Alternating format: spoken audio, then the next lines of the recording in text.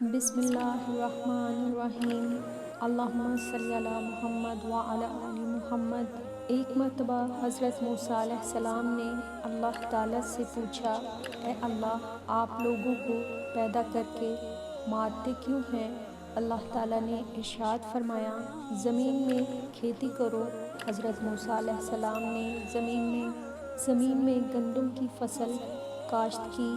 کچھ عرصے کے بعد فصل پک کر تیار ہو گئی۔ حضرت موسیٰ علیہ السلام نے جب دیکھا کہ فصل پک چکی ہے تو اس کے کاٹنے کی فکر کی، چنانچہ فصل کاٹ دی گئی، دانے اور بھوسا الگ الگ کر دیا گیا۔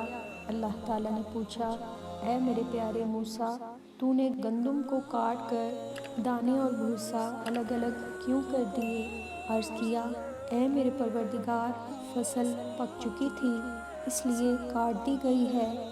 پھر اللہ تعالیٰ نے فرمایا، اے موسیٰ، میں بھی تو یہی کرتا ہوں کہ جب لوگوں کی زندگی کی فصل پک کر تیار ہو جاتی ہے تو میں اس کو کاٹ دیتا ہوں اور دانے کی مانند لوگوں کو جنت میں داخل کر دیتا ہوں اور بھوسے کی مانند لوگوں کو جہنم میں داخل کر دیتا ہوں۔